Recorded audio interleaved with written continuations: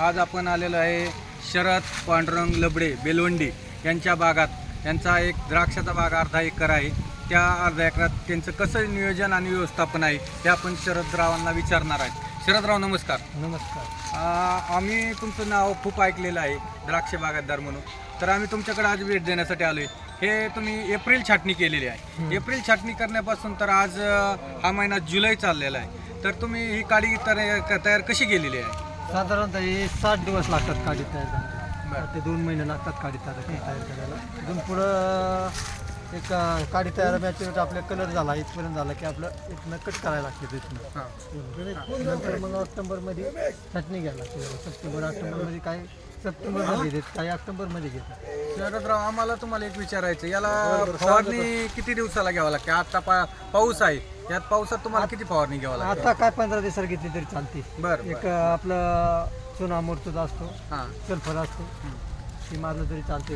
पाला म्हणजे करता येते यावं नाही, पाला खराब नाही होत. बरं बरं. आता याला फळ केव्हा लागणार आहे? फळ ही सप्टेंबरमध्ये बी धरते, ऑक्टोबरमध्ये बी धरते. पावसाची काय रिक्स फळाला? नोव्हेंबरमध्ये काही येत नाही. पावसात फक्त डावण्यात त्रास करतो, बाकी काही येत नाही.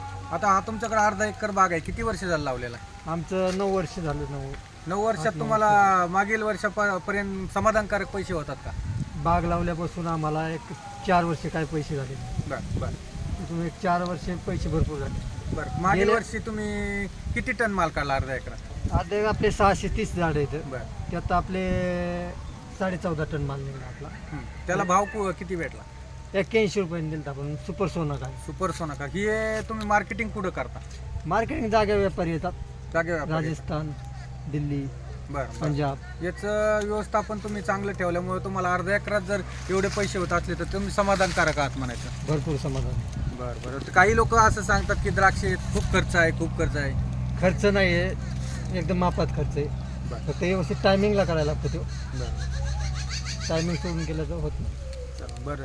मित्रांनो, ह्या पद्धतीने आपल्याला शरदरावांनी खूप छान माहिती दिलेली आहे की शेतकऱ्यांना त्यांनी सांगितलं आहे की द्राक्षाचं बाग लावला की इतर खर्च कुठलाही नसून कष्ट तर कुठल्याही पिकाला करावं लागतं आणि त्याचं व्यवस्थापन बी करावं लागतं. पण त्यांनी आपल्याला थोडक्या पद्धतीत एकदम व्यवस्थापन चांगलं सांगितलेलं आहे. हे आमचे पाहुणे आहेत रमेश लबडे, यांची बी आपण या भागात आपण ते व्हिजिट देण्यासाठी आलते.